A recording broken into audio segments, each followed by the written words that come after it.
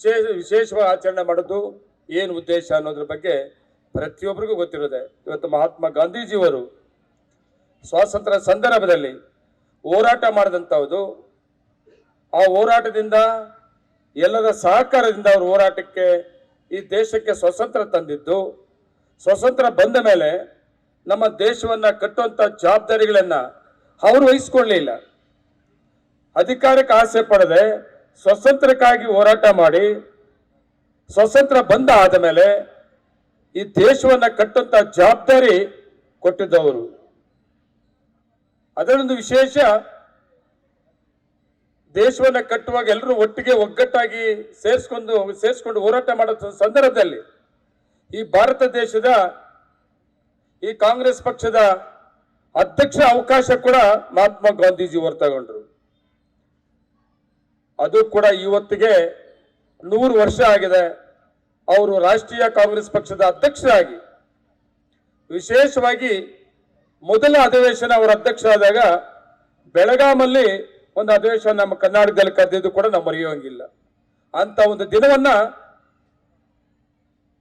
ನಮ್ಮ ಕರ್ನಾಟಕ ರಾಜ್ಯದಲ್ಲಿ ನಮ್ಮ ಸರ್ಕಾರ, ಸನ್ಮಾನ್ಯ ಮುಖ್ಯಮಂತ್ರಿಗಳು ಮತ್ತೆ ಉಪಮುಖ್ಯಮಂತ್ರಿಗಳಾದ ಡಿ.ಕೆ. ಶಿವಕುಮಾರ್ ಅವರು ಇವತ್ತಿನ ಗಾಂಧಿ ಜಯಂತಿಯ ಕಾರ್ಯಕ್ರಮವನ್ನ ರಾಜ್ಯದಲ್ಲಿ ವಿಶೇಷವಾಗಿ ಆಚರಣೆ ಮಾಡಬೇಕಾಗ್ತದೆ.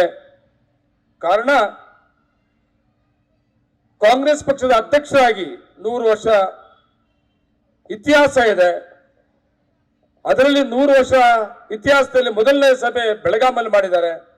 ಇಂಥ ಸಂದರ್ಭದಲ್ಲಿ ಕರ್ನಾಟಕ ರಾಜ್ಯದಲ್ಲಿ ಕಾಂಗ್ರೆಸ್ ಸರ್ಕಾರ ಇದೆ. ಇವತ್ತು ಜಯಂತಿ ಕಾರ್ಯಕ್ರಮ ವಿಶೇಷವಾಗಿ ಆಚರಣೆ ಮಾಡಬೇಕು ಅಂತ ತಗೊಂಡಂತ ತೀರ್ಮಾನ ರಾಜ್ಯಾದ್ಯಂತ ಪ್ರತಿ ತಾಲೂಕು ಕೇಂದ್ರಗಳಲ್ಲೂ ಕೂಡ ಆಚರಣೆ ಮಾಡ್ತಾ ಇದ್ದಾರೆ. ಅದರಲ್ಲಿ ವಿಶೇಷವಾಗಿ ಮಾಲೂರು ತಾಲೂಕಲ್ಲಿ ನಮ್ಮ ಸ್ನೇಹಿತರುಗಳೆಲ್ಲರೂ ಹೇಳ್ದಂಗೆ ಒಂದು ವಿಶೇಷವಾಗಿ ಗಾಂಧಿ ಜಯಂತಿ ಕಾರ್ಯಕ್ರಮ ಆಚರಣೆ ಮಾಡಿದ್ದೀವಿ. ಸುಮಾರು 1 ಕಿಲೋಮೀಟರ್ ಮಾಲೂರು ಥಿಯೇಟರ್ ಸರ್ಕಲ್ ಅಲ್ಲಿ ಪ್ರಾರಂಭ ಮಾಡಿ, ಗಾಂಧಿ ಪಲ್ಲಕ್ಕಿಗೆ ಮಾಲಾರ್ಪಣೆ ಮಾಡಿ, ಅಂಬೇಡ್ಕರ್ ಮಾಲಾರ್ಪಣೆ ಮಾಡಿ, ಕೆಂಪೇಗೌಡರಿಗೆ ಮಾಲಾರ್ಪಣೆ ಮಾಡಿ, ವಿವೇಕಾನಂದಕ್ಕೆ ಮಾಲಾರ್ಪಣೆ ಮಾಡಿ, ಎಲ್ಲ ದಾರಿ ಉದ್ದಕ್ಕೂ ಬರುವಂತ ಪುತ್ಥಳಿಗಳಿಗೆ ಮಾಲಾರ್ಪಣೆ ಮಾಡಿಕೊಂಡು ಕೊನೆಯದಾಗಿ ಮಾಲೂರು ತಾಲೂಕು ಮಾಲೂರು ಟೌನ್ ಅಲ್ಲಿ ಒಂದು ಗಾಂಧಿ ವೃತ್ತ ಅಂತೇಳಿ ಯಾವಾಗಲೂ ಹಿರಿಯರು ಮಾಡಿದಂತ ಒಂದು ವೃತ್ತ ಇದು. ಆ ಗಾಂಧಿ ವೃತ್ತದಲ್ಲಿ ಗಾಂಧಿ ಪುತ್ಥಳಿಗೆ ಮಾಲಾರ್ಪಣೆ ಮಾಡಿ ಇಲ್ಲಿ ಕಾರ್ಯಕ್ರಮವನ್ನ ಆಯೋಜನೆ ಮಾಡಿದ್ವಿ. ನಾವೆಲ್ಲರೂ ಕೂಡ ಒಂದು ನೆನಪು ಇಟ್ಕೊಬೇಕಾಗ್ತದೆ. ನಾವು ಎಷ್ಟೋ ಹೊಸ ಜನರೇಷನ್ ಬರ್ತಾ ಇರ್ತದೆ, ಅದೇ ಹಳೆ ಜನರೇಷನ್ ಹೋಗ್ತಾ ಇರ್ತದೆ. ಅದು ಇತಿಹಾಸವನ್ನ ಹೊಸ ಜನರೇಷನ್ ನೆನಪಿಟ್ಕೊಬೇಕಾಗ್ತದೆ. ನಾವು ಸ್ವಾತಂತ್ರ್ಯ ಸಂದರ್ಭದಲ್ಲಿ ಮಹಾತ್ಮ ಗಾಂಧೀಜಿಯವರು ಯಾವುದೇ ಜಾತಿ ಭೇದ ಇಲ್ಲದೆ ಸ್ವಾತಂತ್ರ್ಯ ಹೋರಾಟಕ್ಕಾಗಿ ಎಲ್ಲ ಜಾತಿ ಧರ್ಮಗಳು ಕೂಡ, ನಮ್ಮ ಭಾರತ ದೇಶ ಹಿಂದೂ ರಾಷ್ಟ್ರ ಆಗಿದ್ರು ಸಹಿತ ನಮ್ಮ ದೇಶದಲ್ಲಿ ಎಲ್ಲ ಜಾತಿ ಧರ್ಮಗಳು ಒಟ್ಟಿಗೆ ಸೇರಿಕೊಂಡು ಬ್ರಿಟಿಷನ್ನು ಓಡಿಸೋ ಸಂದರ್ಭದಲ್ಲಿ ಹೋರಾಟ ಮಾಡಿ ಎಲ್ಲ ಜಾತಿ ಧರ್ಮಗಳನ್ನ ಹೋರಾಟಕ್ಕೆ ತೊಡಗಿಸ್ಕೊಂಡು ಪ್ರಾಣಿಗಳನ್ನ ಬಲಿದಾನದಲ್ಲಿ ಕೊಟ್ಟು ಸ್ವಾತಂತ್ರ್ಯ ಕೊಟ್ಟಿದ್ದು ಕೂಡ ನಾವ್ಯಾರು ಮರೆಯೋಂಗಿಲ್ಲ. ಇವತ್ತು ಅಷ್ಟೇ ಯಾವುದೇ ಕಾರಣಕ್ಕೂ ನಮ್ಮ ದೇಶದಲ್ಲಿ ಕೋಮು ಗಲಭೆಗಳ ಸೃಷ್ಟಿ ಮಾಡದೆ ಎಲ್ಲ ಜಾತಿ ಧರ್ಮಗಳ ಒಟ್ಟಿಗೆ ತಗೊಂಡು ಹೋಗ್ಬೇಕು ಅಂತ ಏನು ಮಹಾತ್ಮ ಗಾಂಧೀಜಿ ಅವರು ಹೇಳಿದ್ರು. ಅದನ್ನ ನಮ್ಮ ದೇಶದಲ್ಲಿ ನಾವು ಕಾಪಾಡ್ಕೊಳ್ಳುವಂತ ಹೊಸ ಜನರೇಷನ್ ಜವಾಬ್ದಾರಿ ಇದೆ. ನಾವೆಲ್ಲರೂ ಒಟ್ಟಿಗೆ ಈ ದೇಶವನ್ನ ಕಟ್ಟುವಂತ ಜವಾಬ್ದಾರಿ ನಮ್ಮ ಮೇಲೆ, ಎಲ್ಲರ ಮೇಲೆ ಇದೆ. ಅದರಿಂದ ಈ ಗಾಂಧಿ ಜಯಂತಿ ಕಾರ್ಯಕ್ರಮ ಆಚರಣೆ ಮಾಡೋ ಜೊತೆಗೆ ನಾವು ಇವೆಲ್ಲ ಕೂಡ ನೆನಪಿಟ್ಕೊಂಡು ಶಾಂತಿ ನೆಮ್ಮದಿಯಿಂದ ಎಲ್ಲ ಜಾತಿ ಧರ್ಮಗಳನ್ನು ಒಟ್ಟಿಗೆ ತಗೊಂಡೋಗುವಂತ ಒಂದು ವಾತಾವರಣವನ್ನ ದೇಶದಲ್ಲಿ, ನಮ್ಮ ರಾಜ್ಯದಲ್ಲಿ, ವಿಶೇಷವಾಗಿ ನಮ್ಮ ತಾಲೂಕಲ್ಲೂ ಕೂಡ, ನಮ್ಮ ತಾಲೂಕಲ್ಲಿ ಯಾವತ್ತೂ ಕೂಡ ಇಲ್ಲ, ಒಂದು ದಿವಸ ಕೂಡ ನಾವು ನೋಡಿಲ್ಲ. ಎಲ್ಲ ಜಾತಿ ಧರ್ಮಗಳ ಒಟ್ಟಿಗೆ ಸೇರಿಕೊಂಡು ಈ ದೇಶವನ್ನ, ತಾಲೂಕನ್ನು ಆಡಳಿತ ಮಾಡಿದ ಇತಿಹಾಸ ಇದೆ. ಅಂತಹದನ್ನು ಮುಂದುವರಿಸಿಕೊಂಡು ಹೋಗುವಂತ ಕೆಲಸವನ್ನ ನಾವು ಮಾಡಬೇಕಾಗ್ತದೆ. ವಿಶೇಷವಾಗಿ ನಮ್ಮ ರಾಜ್ಯದಲ್ಲಿ ಇವತ್ತು ಕಾಂಗ್ರೆಸ್ ಸರ್ಕಾರ ಇರೋದ್ರಿಂದ, ಕಾಂಗ್ರೆಸ್ ಸರ್ಕಾರ ಬಂದಿದ್ದರಿಂದ ಇವತ್ತು ಕಾಂಗ್ರೆಸ್ ಸರ್ಕಾರ ಮುಖ್ಯಮಂತ್ರಿಗಳು ಎಲ್ಲ ಜಾತಿ ಧರ್ಮಗಳಿಗೆ ಒಂದು ಕಾರ್ಯಕ್ರಮಗಳಿಗೆ ಕೊಟ್ಟಂತ ಅದನ್ನು ನೆನಪು ಮಾಡ್ಕೊಬೇಕಾಗ್ತದೆ ನಾವು ಈ ವೇದಿಕೆಯಲ್ಲಿ. ಇವತ್ತೇನು ಸರ್ಕಾರ ಬಂದ ತಕ್ಷಣ 5 ಗ್ಯಾರಂಟಿಗಳನ್ನ ಘೋಷಣೆ ಮಾಡಿದ್ರು. ಯಾವುದು ಧರ್ಮ ಒಂದು ಧರ್ಮ ಕೊಟ್ಟಂತ ಕಾರ್ಯಕ್ರಮಗಳೆಲ್ಲ ಇದು. ಎಲ್ಲ ಜಾತಿ ಧರ್ಮಗಳಿಗೆ ಬಡವರಿಗೆ ಕೊಟ್ಟಂತ ಕಾರ್ಯಕ್ರಮಗಳು 5 ಕಾರ್ಯಕ್ರಮಗಳು. ಅದು ಗೃಹ ಜ್ಯೋತಿ ಆಗಿರ್ಬೋದು, ಗೃಹ ಲಕ್ಷ್ಮಿ ಆಗಿರ್ಬೋದು, ಅನ್ನ ಭಾಗ್ಯ ಆಗಿರ್ಬೋದು, ಶಕ್ತಿ ಕಾರ್ಯಕ್ರಮ ಆಗಿರ್ಬೋದು, ಯುವ ನಿಧಿ ಆಗಿರ್ಬೋದು. ಈ 5 ಕಾರ್ಯಕ್ರಮ ಕೂಡ ಒಂದು ವರ್ಷಕ್ಕೆ 60,000 ಕೋಟಿ ಕಾರ್ಯಕ್ರಮಗಳನ್ನ ಸಾಮಾನ್ಯ ಜನಕ್ಕೆ ಬಡವರಿಗೆ ಅದಕ್ಕೆ ಪರ್ಸೆಂಟೇಜ್ ಇಲ್ಲ, ಮಧ್ಯವರ್ತಿಗಳಿಲ್ಲ, ನೇರವಾಗಿ ಅವರ ಅಕೌಂಟ್ಗೆ ಹೋಗುವಂತ ಕಾರ್ಯಕ್ರಮಗಳು ಈ ದೇಶದಲ್ಲಿ ಯಾರಾದ್ರೂ ಕೊಟ್ಟಿದ್ರೆ ಕರ್ನಾಟಕ ರಾಜ್ಯದ ಮುಖ್ಯಮಂತ್ರಿ ಸಿದ್ದರಾಮಯ್ಯರು ಕಾಂಗ್ರೆಸ್ ಸರ್ಕಾರ ಒಂದು ವರ್ಷಕ್ಕೆ ಕರ್ನಾಟಕ ರಾಜ್ಯದ ಬಜೆಟ್ ಅಲ್ಲಿ 60,000 ಕೋಟಿಯನ್ನ ನೇರವಾಗಿ ಅವರ ಅಕೌಂಟ್ಗೆ ಕಳಿಸುವಂತ ಒಂದು ಕಾರ್ಯಕ್ರಮ ಇವತ್ತು ನಮ್ಮ ಕರ್ನಾಟಕ ರಾಜ್ಯದಲ್ಲಿ ಮುಖ್ಯಮಂತ್ರಿಗಳು ಕೊಟ್ಟಂತ ಕಾರ್ಯಕ್ರಮ ನಾವು ಕೂಡ ನೆನಪು ಮಾಡ್ಕೊಬೇಕಾಗ್ತದೆ. ಇದೇ ಗಾಂಧೀಜಿಯವರು ಹೇಳಿದ್ದು. ಅದ್ರ ಜೊತೆಗೆ ಈಗ 5 ಕಾರ್ಯಕ್ರಮ ಜೊತೆಗೆ ರಾಜ್ಯವನ್ನ ಮೊದಲನೇ ಸ್ಥಾನಕ್ಕೆ ಅಭಿವೃದ್ಧಿಯಲ್ಲಿ ತರಬೇಕು ಅವ್ರ ಗುರಿ ಇದೆ. ಹೌದು, 5 ಗ್ಯಾರಂಟಿಗಳು ಕೊಟ್ಟಿದ್ವಿ, 1.5 ವರ್ಷ ಆಯ್ತು. ಇನ್ನು ರಾಜ್ಯವನ್ನ ಅಭಿವೃದ್ಧಿ ತರೋದಕ್ಕೆ ಅವಕಾಶವನ್ನು ತಗೋಬೇಕು ಮುಖ್ಯಮಂತ್ರಿಗಳು, ಸರ್ಕಾರ. ಅದನ್ನೇ ನಾನು ಮುಂದೆ ಹೋಗಿ ಒಂದು ಮಾತು ಹೇಳೋದೇನೆಂದ್ರೆ ನಿಮಗೆ ನೆನಪು ಮಾಡೋದೇನೆಂದ್ರೆ, ನನ್ನೂ ಕೂಡ ಈ ತಾಲೂಕಲ್ಲಿ ಒಂದು ಸಾಮಾನ್ಯ ರೈತರ ಕುಟುಂಬದಲ್ಲಿ ಹುಟ್ಟಂತ ನಿಮ್ಮ ನಂಜೇಗೌಡರನ್ನ, ನಮ್ಮ ಸ್ಥಳೀಕ ನಮ್ಮ ನಂಜೇಗೌಡ, ನಾವು ಯಾರ್ಯಾರಿಗೆ ಅವಕಾಶ ಕೊಟ್ಟು ನೋಡ್ಬೇಕಾದ್ರೆ ನಾವು ಬೇರೆ ಕಡೆ ಹೋಗ್ಬೇಕಾಗಿತ್ತು. ಆದ್ರೆ ನಮ್ಮ ಸ್ಥಳೀಕ ನಂಜೇಗೌಡ ಕೆಳಂತದಿಂದ ರಾಜಕೀಯ ಬೆಳೆಸಿದ್ದೀವಿ. ಅವ್ರಿಗೆ ಅವಕಾಶ ಮಾಡಿಕೊಟ್ರೆ ನಮಗೆ ಸ್ಥಳೀಯವಾಗಿ ಸಿಗ್ತಾರೆ, ಬೇಕು ಅಂದಾಗ ಸಿಗ್ತಾರೆ, ಸಾಮಾನ್ಯ ಜನರಿಗೆ ಸಿಗ್ತಾರೆ ನಂಬಿಕೆ ಇಟ್ಕೊಂಡು ನನಗೆ ಮೊದಲನೇ ಅವಧಿ ಅವಕಾಶ ಮಾಡಿಕೊಟ್ರಿ, ನಮ್ಮ ತಾಲೂಕಿನ ಅಭಿವೃದ್ಧಿ ಮಾಡ್ತಾರೆ ಅಂತ ತುಂಬಾ ನಂಬಿಕೆ ಇಟ್ಕೊಂಡಿದ್ದೀನಿ ನನ್ನ ಮೇಲೆ. ನಾನು ಕೂಡ ನಂಬಿಕೆಯನ್ನು ಉಳಿಸ್ಕೊಳ್ಳೋದಕ್ಕೆ ಪ್ರಯತ್ನ ಮಾಡಿದೆ. ಆದ್ರೆ ಮೈತ್ರಿ ಸರ್ಕಾರ 1.25 ವರ್ಷ ಸರ್ಕಾರ ಬಿದ್ದೋಯ್ತು. ಸರ್ಕಾರ ಬದಲಾವಣೆ ಆಯ್ತು. ಬದಲಾವಣೆ ಆದ್ಮೇಲೆ ಸರ್ಕಾರ ನಿಮ್ಮ ನಂಬಿಕೆಯನ್ನು ಉಳಿಸ್ಕೊಳ್ಳೋದ್ರಲ್ಲಿ ತುಂಬಾ ಕಷ್ಟ ಕೂಡ ಆಯ್ತು. ಆದ್ರೆ ಒಂದು ನಂಬಿಕೆಯನ್ನು ಉಳಿಸ್ಕೊಂಡಿದ್ದೀನಿ. ಯಾವುದೇ ನಮ್ಮ ತಾಲೂಕಿನ ಸಾಮಾನ್ಯ ಮನುಷ್ಯ MLA ನೋಡಬೇಕು ಅಂದ್ರೆ ಪ್ರತಿ ದಿವಸ ತಾಲೂಕು ಒಳಗಡೆ ಸಿಕ್ಕಿದ್ದೀನಿ. ಕಷ್ಟ ಅಂತ ಬಂದ್ರೆ ನನ್ನ ಕೈಲಾದ ಮಾತ್ರ ಉಪಕಾರ ಮಾಡಿದ ಸಹಕಾರವನ್ನು ಕೊಟ್ಟಿದ್ದೀನಿ. ಆದರೆ ತಾಲೂಕಿನ ಅಭಿವೃದ್ಧಿಗೆ ಸಹಕಾರ ಸಿಕ್ಲಿಲ್ಲ, ಸರ್ಕಾರ ಇಲ್ಲದೆ ಇದ್ದಿದ್ದರಿಂದ. ಆದ್ರೆ 2ನೇ ಅವಧಿ, ಈ ಅವಧಿ ಇದೆಯಲ್ಲ, ತುಂಬಾ ವಿಶೇಷವಾದ ಅವಧಿ ಇದು, ವಿಶೇಷವಾದ ಅವಕಾಶ ಇದು. ಕಷ್ಟ ಆಯ್ತು, ತುಂಬಾ ಕಷ್ಟ ಆಯ್ತು. 2ನೇ ಅವಧಿಯಲ್ಲಿ ಗೆಲ್ಲಬೇಕಾದ್ರೆ ಕಷ್ಟ ಆಯ್ತು, ತಿಳ್ಕೊಂಡ್ರೆ ನೋವು ಆಗ್ತದೆ. ಆದ್ರೆ ನನಗೆ ಒಂದು ಕಡೆ ಸಂತೋಷ ಏನಾಗ್ತದೆ ಅಂದ್ರೆ, ಎಷ್ಟೇ ಕಷ್ಟ ಆದ್ರೂ ಕೂಡ ಎಲ್ಲೋ ಒಂದು ಕಡೆ ಜನ ನಮ್ಮ ನಂಜೇಗೌಡ ಸ್ಥಳೀಕ ಪ್ರತಿ ದಿವಸ ಕೈಗೆ ಸಿಕ್ಕಿದಾನೆ. ಅದು ಸರ್ಕಾರ ಇತ್ತು, ಕೆಲಸ ಮಾಡಕ್ ಆಗ್ಲಿಲ್ಲ, ಆದ್ರೆ ಮತ್ತೆ ಕಾಂಗ್ರೆಸ್ ಸರ್ಕಾರ ಬರಬಹುದು, ಬಂದ್ರೆ ಸ್ಥಳೀಕರನ್ನು ಉಳಿಸ್ಕೊಂಡ್ರೆ ಮಾಲೂರು ತಾಲೂಕಿನ ಅಭಿವೃದ್ಧಿ ಪಡಿಸೋ ಜೊತೆಗೆ ಪ್ರತಿ ದಿವಸ ನಮ್ ಕೈಗೆ ಸಿಗ್ತಾನೆ ಅಂತ ನಂಬಿಕೆ ಇಟ್ಕೊಂಡು ನನ್ಗೆ ಅವಕಾಶ ಮಾಡಿಕೊಟ್ರಲ್ಲ. ಈ ಅವಕಾಶ ಮಾಲೂರು ತಾಲೂಕಿಗೆ ಒಳ್ಳೆ ಅವಕಾಶ, ನಂಜೇಗೌಡರಿಗೆಲ್ಲ ನಿಮ್ಮ ನಂಬಿಕೆಯನ್ನು ಉಳಿಸ್ಕೊಳ್ಳೋ ಅವಕಾಶ ಇದು. ಅದರಿಂದನೇ ಇವತ್ತು ಕಾಂಗ್ರೆಸ್ ಸರ್ಕಾರ ಬಂದಿತ್ತು. ಆ ಸರ್ಕಾರದಲ್ಲಿ ನಿಮ್ಮ ನಂಜೇಗೌಡರು ಉಳ್ಕೊಂಡಿದ್ದು. 5 ಗ್ಯಾರಂಟಿಗಳು 60,000 ಕೋಟಿ ಕರ್ನಾಟಕ ರಾಜ್ಯಕ್ಕೆ ಸಾಮಾನ್ಯ ಜನ ಬಡವರಿಗೆ ಸಿಕ್ಕಿತ್ತು. ಅದ್ರ ಜೊತೆಗೆ ವಿಶೇಷವಾಗಿ ಮಾಲೂರು ತಾಲೂಕಿಗೆ 1,200 ಕೋಟಿ ರೂಪಾಯಿ ಒಂದು ವರ್ಷದಲ್ಲಿ ಈ ಸರ್ಕಾರದಲ್ಲಿ ಮಂಜೂರಾತಿ ತಗೊಂಡು 1,200 ಕೋಟಿ. ಹೌದು, ಎಲ್ಲಿ 1,200 ಕೋಟಿ? ಪ್ರಶ್ನೆ ನಿಮ್ಮ ಮುಂದೆ ಉಳ್ಕೊಂಡಿರ್ತದೆ. ಯಾವತ್ತುವರೆಗೂ ಕೆಲಸಗಳೆಲ್ಲ ಪ್ರಾರಂಭವಾಗಿ ನಿಮ್ಮ ಕಣ್ಣು ಕಾಣಿಸೋವರೆಗೂ ಕೂಡ ನಾನು ಏನೇನು ಹೇಳಿದ್ದೀನಿ ಅವೆಲ್ಲ ಪ್ರಶ್ನೆಯಾಗಿ ಉಳ್ಕೊಂಡಿರ್ತದೆ. ಆದ್ರೆ ಉತ್ತರ ನಿಮಗೆ ಬರೀ ಒಂದು ವರ್ಷದಲ್ಲಿ ಕಾಣಿಸ್ತದೆ. 1,200 ಕೋಟಿ ರೂಪಾಯಿ. ವಿಶೇಷವಾಗಿ ನಾನು ಒಂದು ಅಂಶವನ್ನ ಮಾಲೂರು ಟೌನ್ಗೆ ಸಂಬಂಧಪಟ್ಟಂತ ಮಾತ್ರ ಅಂಕಿ ಅಂಶ ಕೊಡ್ತೇನೆ. ನೀವೆಲ್ಲರೂ ಬುದ್ಧಿಮಂತರು ನೋಟ್ ಮಾಡ್ಕೊಬೇಕು, ಪತ್ರಕರ್ತರು ಇದ್ರೆ ನೀವೆಲ್ಲ ನೋಟ್ ಮಾಡ್ಕೊಬೇಕು, ಮಾಡಬೇಕು, ಇಂಥ ವೇದಿಕೆಯಲ್ಲಿ ಮಾಡಬೇಕು. ಸುಳ್ಳು ಹೇಳ್ಬಿಟ್ಟು ನಾನು ಬೆಂಗಳೂರಿಗೆ ಹೋಗಲ್ಲ, ನಾನು ಮಾಲೂರು ತಾಲೂಕಲ್ಲೇ ಇರ್ತೀನಿ, ನಿಮ್ ಮುಂದೆನೇ ಇರ್ತೀನಿ. ಸುಳ್ಳು ಮಾತ್ರ ಹೇಳಲ್ಲ. ನಾನು ಅವಾಗಲೇ ಹೇಳಿದೆ, ನಿಮ್ಮ ನಂಬಿಕೆ ನಾನು ಉಳಿಸ್ಕೊಳಕ್ ಕಷ್ಟ ಆಯ್ತು, ಸರ್ಕಾರ ಇರ್ಲಿಲ್ಲ, ಈಗ ಸರ್ಕಾರ ಬಂದಿದೆ, ನಾನು ನಿಮಗೆ ನಂಬಿಕೆನ ಉಳಿಸ್ಕೊಂತೀನಿ ಅಂತ ಹೇಳಿದೀನಿ. ಆ ನಂಬಿಕೆ ಉಳಿಸ್ಕೊಂಡಂತ ಕಾರ್ಯಕ್ರಮಗಳು ನಾನು ಇವತ್ತು ಏನ್ ಹೇಳ್ತೀನಿ ಆ ಕಾರ್ಯಕ್ರಮ ನೋಟ್ ಮಾಡಿಕೊಂಡು ಮತ್ತೆ ಬೇರೆ ಕಾರ್ಯಕ್ರಮಗಳನ್ನ ಪ್ರಶ್ನೆ ಮಾಡಬೇಕಾಗ್ತದೆ. ಇವತ್ತು ಮಾಲೂರು ಟೌನ್ ಸಂಬಂಧಪಟ್ಟಂಗೆ ರಂಗಮಂದಿರ ನಮ್ಮ ಅಧಿಕಾರಿಗಳೊಂದು ಪಟ್ಟಿ ಕೊಟ್ಟಿದ್ದಾರೆ ನನಗೆ. ರಂಗಮಂದಿರ ಯಾವಾಗಲೂ ಕಟ್ಟಿದ್ರು, ಮೂಲಭೂತ ಸೌಕರ್ಯಗಳು ಇರಲಿಲ್ಲ. ಇವತ್ತು ಅದಕ್ಕೆ 2,20,00,000 ಈಗಾಗಲೇ ಪ್ರಾರಂಭ ಮಾಡಿದೀವಿ. ಬಸ್ ನಿಲ್ದಾಣ ವಿಶೇಷವಾಗಿ ನನ್ನ ಪ್ರಕಾರ ನಮ್ಮ ರಾಜಕೀಯ ಗುರುಗಳಾದ ನಮ್ಮ ನಾಗರಾಜ್ ಸಾಹೇಬ್ರ ಕಾಲದಲ್ಲಿ ಆಯ್ತೋ ಏನೋ ಅದು ಬಸ್ ಸ್ಟ್ಯಾಂಡ್ ನಾಗರಾಜ್ ಸಾಹೇಬ್ರ ಕಾಲದಲ್ಲಿ ಆದಂತಹದ್ದು. ಅವತ್ತು ದೊಡ್ಡ ಬಸ್ ಸ್ಟ್ಯಾಂಡ್ ಅದು. ನನ್ನ ಪ್ರಕಾರ ಕೋಲಾರ ಜಿಲ್ಲೆಯಲ್ಲಿ ಆ ಕಾಲಕ್ಕೆ ತುಂಬಾ ದೊಡ್ಡ ಬಸ್ ಸ್ಟ್ಯಾಂಡ್. ಆದ್ರೆ ಇವತ್ತು ಜನಸಂಖ್ಯೆ ಜಾಸ್ತಿ ಆಗಿದೆ. ಇವತ್ತು ಬಸ್ ಸ್ಟ್ಯಾಂಡ್ ಒಂದೆಲ್ಲ ಎಲ್ಲ ಕೂಡ ಬದಲಾವಣೆ ಮಾಡಂತ ಒಂದು ಅವಕಾಶ ಬೇಕಾಗ್ತದೆ. ಸುಮಾರು 20 ಕೋಟಿಯಲ್ಲಿ ಈಗಾಗಲೇ ಬಸ್ ಸ್ಟ್ಯಾಂಡ್ ಮಂಜೂರಾತಿ ತಗೊಂಡು ಟೆಂಡರ್ಗೆ ಹೋಗಿರೋದು 20 ಕೋಟಿಯಲ್ಲಿ ಬಸ್ ಸ್ಟ್ಯಾಂಡ್ ಕೂಡ ಅಷ್ಟೇ. ಅದ್ರ ಜೊತೆಗೆ ವಿಶೇಷವಾಗಿ ಮಾಲೂರು ಕೆರೆ, ನಮ್ಮ ದೊಡ್ಡ ಕೆರೆ ಈಗಾಗಲೇ ಕೆಲಸವನ್ನ ಪ್ರಾರಂಭ ಆಗಿದೆ. ಈ ಭಾಗದಲ್ಲಿ ಅಂತ ಬಿಡು, ಗಾಂಧಿ ಸರ್ಕಲ್ ಈ ಭಾಗದಲ್ಲಿ ನೀವು ದಿನ ನೋಡ್ತಾ ಇದ್ರಿ. ಕೆರೆ ಪಕ್ಕದಲ್ಲಿರೋರು ಏನೇನು ಬದಲಾವಣೆ ಆಗಿದೆ ಅಂತ ನೋಡ್ತಾ ಇದ್ರಿ. ಸುಮಾರು 30 ಕೋಟಿಯಲ್ಲಿ ಮಾಲೂರು ಕೆರೆ ಅಭಿವೃದ್ಧಿ ಪಡಿಸಂತಹದ್ದು ನೀವು ಬೆಂಗಳೂರಲ್ಲಿ ಕೂಡ ಇರೋದಿಲ್ಲ ಅಂತ ಒಂದು ಒಳ್ಳೆ ವಾಕಿಂಗ್ ಪಾತ್ ಮಾಡೋದು, ಆ ಕೆರೆಯನ್ನು ಅಭಿವೃದ್ಧಿ ಮಾಡ್ತಾ ಇರೋದು ಈಗಾಗಲೇ ಪ್ರಾರಂಭ ಆಗಿರೋದು ಸುಮಾರು 30 ಕೋಟಿಯಲ್ಲಿ. ಅದ್ರ ಜೊತೆಗೆ ವಿಶೇಷವಾಗಿ ನಮ್ಮ ನಗರದ ಎಲ್ಲಾ ವಾರ್ಡ್ಗಳಲ್ಲೂ ಕೂಡ ಕುಡಿಯ ನೀರಿನ ವಿಷಯಕ್ಕೆ ಕುಡಿಯ ನೀರನ್ನ ಪ್ರತಿ ಮನೆ ಕೂಡ ನಲ್ಲಿ ಮಾಡಬೇಕು ಅಂತೇಳಿ ಈಗಾಗಲೇ ನಮಗೆ 42 ಕೋಟಿ 63 ಲಕ್ಷ ರೂಪಾಯಿ 42 ಕೋಟಿ 63 ಲಕ್ಷ ರೂಪಾಯಿ ಈಗಾಗಲೇ ಮಂಜೂರಾಗಿ ಪುರಸಭೆಗೆ ಬಂದಿರೋಂತಹದ್ದಿರಬಹುದು.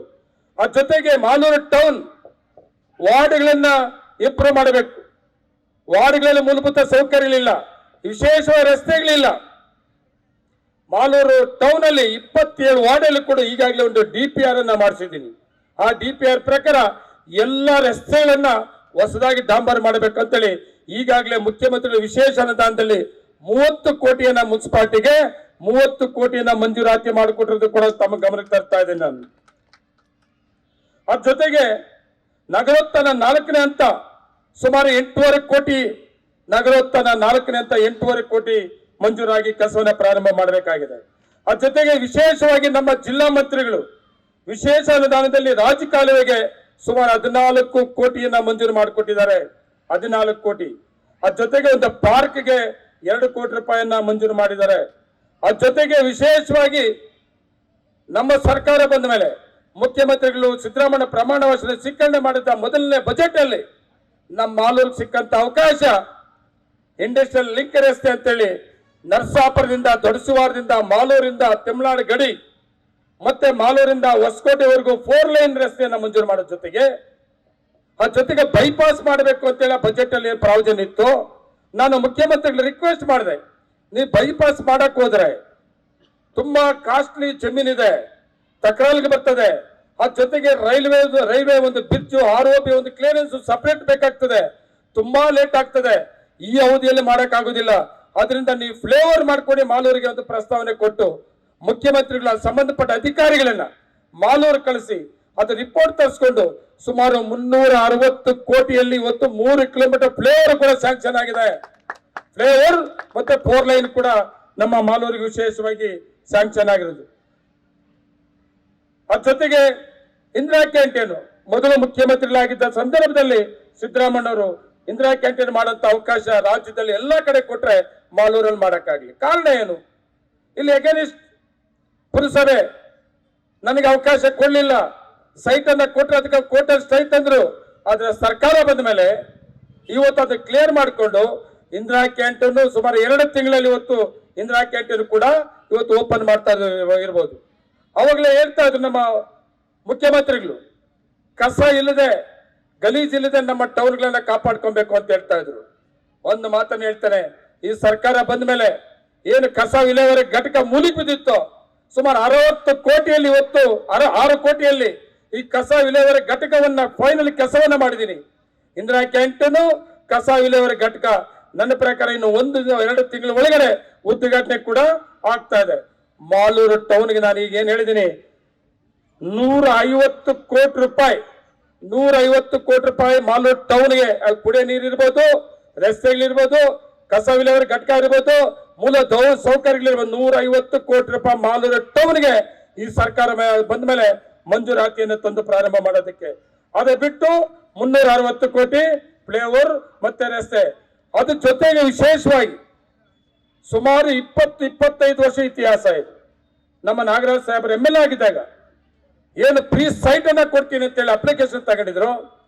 ಸುಮಾರು 1200 ಜನ ಬಡವರು ಸೈಟ್ಗೆ ಅಪ್ಲಿಕೇಶನ್ ಹಾಕಿ ಇನ್ನೇನು ಸೈಟ್ ಕೊಡಬೇಕು. ನಾಗರಾಜ್ ಸಾಹೇಬ್ರ ಕಾಲದಲ್ಲೇ ಜಾಗವನ್ನ ಗುರುಸುವಂತ ಕೆಲಸ ಆಯ್ತು. ಆದ್ರೆ ಶಾಸಕರ ಬದಲಾವಣೆ ಆದ್ಮೇಲೆ ಆ ಸೈಟ್ಗಳು ಕೊಡ್ಲಿಲ್ಲ. ಆಮೇಲೆ ಏನಾಯ್ತು? ಹೊಸ ಬದಲಾವಣೆ 35ರಿಂದ 40 ಸಾವಿರ ರೂಪಾಯಿ ಒಬ್ಬೊಬ್ಬರ ಹತ್ರ ಅಪ್ಲಿಕೇಶನ್ ಹಾಕಿರುವಂತ ದುಡ್ಡು ಖರ್ಚಿಕೊಂಡು ನಿಮಗೆ ಪ್ರೈವೇಟ್ ಜಾಗವನ್ನ ಕೊಂಡು ಲೇಔಟ್ ಅನ್ನ ಮಾಡಿ ನಿಮ್ಗೆ ಸೈಟ್ ಅನ್ನ ಕೊಡ್ತೀನಿ 30,000 40,000 ದುಡ್ಡು ಕಟ್ಟಿ ಅಂದ್ರೆ ಸುಮಾರು 4.25 ಕೋಟಿ ರೂಪಾಯಿ ಬಡವರು ಕಷ್ಟಪಟ್ಟು ಏನೇನು ಕಳ್ಕೊಂಡ್ರು ದುಡ್ಡನ್ನ ಕೊಟ್ಟು ಕಟ್ಟಿದ್ರು. ಆದ್ರೆ ಇಲ್ಲಿವರೆಗೂ ಕೂಡ ಸೈಟ್ ಕೊಡ್ಲಿಲ್ಲ. ನಾನು ಶಾಸಕರ ಮೊದಲನೇ ಯಾವುದೇ ಶಾಸಕನಾದಾಗ ಒಂದು ಡಿಕ್ಲೇರ್ ಮಾಡಿದೆ. ನಾನು ನೀವೇನು ದುಡ್ಡು ಕಟ್ಟಿದ್ರಿ ಬಡ್ಡಿ ಸೇರಿಸಿ ಬ್ಯಾಂಕ್ ಇಂಟ್ರೆಸ್ಟ್ ಬಡ್ಡಿ ಸೇರಿಸಿ ವಾಪಸ್ ಕೊಡ್ತೇನೆ ನಿಮ್ಗೆ ಫ್ರೀ ಸೈಟ್. ಅವತ್ತು ಕಾಂಗ್ರೆಸ್ ಶಾಸಕ ನಾಗರಾಜ್ ಸಾಹೇಬ್ರು ಏನ್ ಹೇಳಿದ್ರು ಅದನ್ನು ನಾನು ಉಳಿಸ್ಕೊತೀನಿ ಅಂತ ಅವತ್ತು ಹೇಳಿ ಇನ್ನೂ ಹೆಚ್ಚಿಗೆ ಜಾಗವನ್ನ ಗುರುಸಿ ಲೇಔಟ್ ಮಾರ್ಕನ್ನ ಮಾಡಿದೆ. ಸರ್ಕಾರ ಬದಲಾವಣೆ ಆದ್ಮೇಲೆ ನನಗೆ ಸೈಟ್ ಕೊಡಕ್ ಬಿಡ್ಲಿಲ್ಲ ನಿಮ್ನ. ಆದ್ರೆ ಬಡ್ಡಿ ಸೇರಿಸಿ ನಿಮ್ಗೆ ದುಡ್ಡು ವಾಪಸ್ ಕೊಟ್ಟೆ. ನೀವೇನು 30,000 40,000 ಅಕೌಂಟ್ ಅಲ್ಲಿ ಇತ್ತು, ಪುರಸಭೆ ಅಕೌಂಟ್ ಅಲ್ಲಿ ಬ್ಯಾಂಕ್ ಅಲ್ಲಿ ಇತ್ತು, ಬ್ಯಾಂಕ್ ಇಂಟ್ರೆಸ್ಟ್ ಸೇರಿ ನಿಮ್ಮ 30,000 40,000 ಎಷ್ಟು ಬರ್ತದೆ ಇಂಟ್ರೆಸ್ಟ್ ಅದನ್ನ ನಿಮ್ಮ ಅಕೌಂಟ್ಗೆ ವಾಪಸ್ ಕೊಡ್ಸ ಮಧ್ಯವರ್ತಿಗಳಿಂದ ನೇರವಾಗಿ ನಿಮ್ಮ ಅಕೌಂಟ್ಗೆ ವಾಪಸ್ ಕೊಡ್ಸಿದೀನಿ. ಹೆಮ್ಮೆಯಿಂದ ಧೈರ್ಯದಿಂದ ಹೇಳ್ತೀನಿ. ಆದ್ರೆ ಇವತ್ತು ಇನ್ನೊಂದು ಧೈರ್ಯ ಕೊಡ್ತೀನಿ ನಿಮ್ಗೆ. ಸರ್ಕಾರ ನಮ್ಮ ಸರ್ಕಾರ ಇರೋದ್ರಿಂದ ಸುಮಾರು 25 ವರ್ಷದಿಂದ ನೀವು ಕಾತಿದ್ರಿ ಫ್ರೀ ಸೈಟ್ ಕೊಡ್ತಾರೆ ಅಂತೇಳಿ. ಇನ್ನೆಲ್ಲ 2 ರಿಂದ 3 ತಿಂಗಳ ಒಳಗಡೆ ಎಲ್ಲಾ ಲೇಔಟ್ ಮಾರ್ಕಿಂಗ್ ಮುಗ್ದಿದೆ. ಯಾರ್ಯಾರು ಎಲಿಜಿಬಲ್ ಇದ್ದೀರಿ 1200 ಜನ ಅಪ್ಲಿಕೇಶನ್ ಹಾಕಿರೋರಲ್ಲಿ ಎಲ್ಲರಿಗೂ ಕೂಡ ಹಕ್ಕು ಪತ್ರಗಳು ಕೊಡೋ ಜೊತೆಗೆ ಮತ್ತೆ ನಿಮಗೆ ಮನೆ ಮಂಜೂರಾತಿ ಪತ್ರ ಕೂಡ ನಿಮ್ಗೆ ಕೊಡಿಸುವಂತ ಕೆಲಸ ಮಾಲೂರು ಟೌನ್ ಅವ್ರಿಗೆ ಕೊಡ್ತೇನೆ. ನೆನಪಿಟ್ಕೊಳ್ರಿ, ಯಾರೋ ಬರ್ತಾರೆ ಹೋಗ್ಬಿಡ್ತಾರೆ ಸುಳ್ಳು ಹೇಳ್ಬಿಟ್ಟು. ನಾವು ಮಾಲೂರು ತಾಲೂಕ್ ಬಿಟ್ಟು ಹೋಗಂಗಿಲ್ಲ. ನೇರವಾಗಿ ನಿಜ ಹೇಳ್ಬೇಕು. ನೇರವಾಗಿ ನಾವು ಸಾಯಿಸ್ತೀನ ಮಾಲೂರಲ್ಲಿ ಇರ್ತೀವಿ. ನಾವು ಸುಳ್ಳು ಹೇಳಿದ್ರೆ ಯಾರು ನಂಬೋದಿಲ್ಲ. ಇವೆಲ್ಲಾ ಕಾರ್ಯಕ್ರಮಗಳು ಏನು ಓದಿದ್ದೀನಿ ನಾನು ಮಾಲೂರು ಟೌನ್ ಅಲ್ಲಿ. ಇನ್ನು 3 ತಿಂಗಳ ಒಳಗೆ ಸನ್ಮಾನ್ಯ ಮುಖ್ಯಮಂತ್ರಿ ಮಾಲೂರು ಟೌನ್ಗೆ ಬರ್ತಾ ಇದ್ದಾರೆ. ಮಾಲೂರು ಟೌನ್ಗೆ ಬರ್ತಾ ಇದ್ದಾರೆ. ಸುಮಾರು 150 ಕೋಟಿ ಮಾಲೂರು ಟೌನ್ ರಸ್ತೆಗಳಿರ್ಬೋದು, ಕುಡಿಯೋ ನೀರು ಇರ್ಬೋದು, ಇಂದಿರಾ ಕ್ಯಾಂಟೀನ್ ಇರ್ಬೋದು, ಫ್ಲೇವರ್ ಇರ್ಬೋದು, ಎಲ್ಲಾ ಸೇರಿ ಸುಮಾರು 1200 ಕೋಟಿಗೆ ಗುದ್ಲಿ ಪೂಜೆ ಮಾಡೋ ದಿವಸ ನಿಮಗೆ ಹಕ್ಕುಪತ್ರ ಜೊತೆಗೆ ಮನೆ ಮಂಜೂರಾತಿ ಪತ್ರ ಕೂಡ ಮುಖ್ಯಮಂತ್ರಿ ಮುಖಾಂತರ ಕೊಡಿಸ್ತೇನೆ. ಈಗಾಗಲೇ ಮುಖ್ಯಮಂತ್ರಿ ಹತ್ರ ನಾನು ಮಾತಾಡಿದ್ದೇನೆ. ಇವು ಇತಿಹಾಸರಂತಹದ್ದು, ಮಹಾತ್ಮ ಗಾಂಧೀಜಿಯವರು ಬಿಟ್ಟು ಹೋಗಿರಂತಹದ್ದು. ಯಾರು ನಾನು ಹೊಸದಾಗಿ ಬಂದು ಸೃಷ್ಟಿ ಮಾಡಿರಂತಹದ್ದಲ್ಲ. ಇದು ಇತಿಹಾಸ. ಇದು ಮಹಾತ್ಮ ಗಾಂಧೀಜಿಯವರು ಸ್ವಾತಂತ್ರ್ಯಕ್ಕಾಗಿ ಹೋರಾಟ ಮಾಡಿ ಸ್ವಾತಂತ್ರ್ಯ ಬಂದ ಮೇಲೆ ಈ ದೇಶದಲ್ಲಿ ಕಾಂಗ್ರೆಸ್ ಪಕ್ಷ ಆಡಳಿತಕ್ಕೆ ತಂದು ಎಲ್ಲ ಜಾತಿ ಧರ್ಮಗಳ ಬಡವರನ್ನು ಗುರುಸಿ ಬಡವರಿಗೆ ಆಡಳಿತ ಕೊಡಬೇಕು, ರಾಮರಾಜ ಮಾಡಬೇಕು ಅಂತ ಹೇಳಿದ್ದು ಮಹಾತ್ಮ ಗಾಂಧೀಜಿಯವರು. ಅದನ್ನು ನಾವೆಲ್ಲರೂ ಕೂಡ ಮಾಡಬೇಕಾಗ್ತದೆ. ಅದರಿಂದ ಈ ಗಾಂಧಿ ಜಯಂತಿ ಕಾರ್ಯಕ್ರಮವನ್ನ ಸರ್ಕಾರಿ ಕಾರ್ಯಕ್ರಮವಾಗಿ ಅಧಿಕಾರಿಗಳು, ಜನಪ್ರತಿನಿಧಿಗಳು, ನಮ್ಮೆಲ್ಲ ಮುಖಂಡರುಗಳು ಕೂಡ ಮಾಲೂರು ತಾಲೂಕು ವಿಶೇಷವಾಗಿ ಆಚರಣೆ ಮಾಡಿದ್ದೀವಿ. ಅದ್ರ ಜೊತೆಗೆ ಇನ್ನೊಂದು ವಿಷಯ ಮರ್ತಿದ್ದೆ ನಾನು. ನಮ್ಮ ಮುಳ್ಳೂರು ನೆನಪು ಮಾಡ್ತಾ ಇದ್ರೆ ಕುಡಿಯೋ ನೀರಿನ ವಿಷಯ ಬಂದಾಗ ಎರಗೋಳು ಕೂಡ ಅಷ್ಟೇ. ಈಗಾಗಲೇ ಎರಗೋಳು ನೀರು ಕೂಡ ಮಾಲೂರಿಗೆ ಬಂದಿದೆ. ಎರಗೋಳು ಎಲ್ಲ 27 ವಾರ್ಡ್ಗೂ ಕೂಡ ಎರಗೋಳು ನೀರನ್ನ ಕೊಡಬೇಕು ಅಂತೇಳಿ ಈಗಾಗಲೇ ಪ್ರಾರಂಭ ಮಾಡಿದ್ದೇವೆ. ಈಗಾಗಲೇ 18 ವಾರ್ಡ್ಗೆ ಎರಗೋಳು ನೀರು ಹೋಗ್ತಾ ಇದೆ. ಇನ್ನು ಉಳಿಕೆ ಇರೋ ವಾರ್ಡ್ಗಳೇನಿದೆ ಅವು ಎಲ್ಲಕ್ಕೂ ಕೂಡ ನಾವು ಎರಗೋಳು ನೀರನ್ನ ಕೊಡ್ತೇವೆ ಅಂತ ಈ ಸಂದರ್ಭದಲ್ಲಿ ಹೇಳಿ. ವಂಶೋದಯ ಆಸ್ಪತ್ರೆ ಕೋಲಾರದಲ್ಲಿ ಸಂಪೂರ್ಣ ಸುಧಾರಿತ ಮಕ್ಕಳ ಆರೈಕೆ, ಚಿಕ್ಕ ಸಮಸ್ಯೆಗಳಿಂದ ಮುಂದುವರಿದ ಆರೋಗ್ಯ ಸಮಸ್ಯೆಗಳವರೆಗೆ ಎಲ್ಲ ನವಜಾತ ಶಿಶುಗಳಿಗೆ ಮತ್ತು ಮಕ್ಕಳಿಗೆ ಎಮರ್ಜೆನ್ಸಿ ಶಸ್ತ್ರಚಿಕಿತ್ಸೆಯ ಅಗತ್ಯವಿರುವ ಮಕ್ಕಳಿಗೆ ಸಮಗ್ರ ಆರೋಗ್ಯ ರಕ್ಷಣೆಯ ಮೇಲೆ ಕೇಂದ್ರೀಕರಿಸುತ್ತೇವೆ. ಕೋಲಾರದ ವಂಶೋದಯ ಆಸ್ಪತ್ರೆ ಉತ್ತಮ ಗುಣಮಟ್ಟದ ಮಕ್ಕಳ ಆರೈಕೆ ಮಾಡುವಲ್ಲಿ ಮೊದಲ ಸ್ಥಾನದಲ್ಲಿದೆ. ಹೆಚ್ಚಿನ ವಿವರಗಳಿಗಾಗಿ ಸಂಪರ್ಕಿಸಿ 7277072770 ಅಥವಾ 9141066685.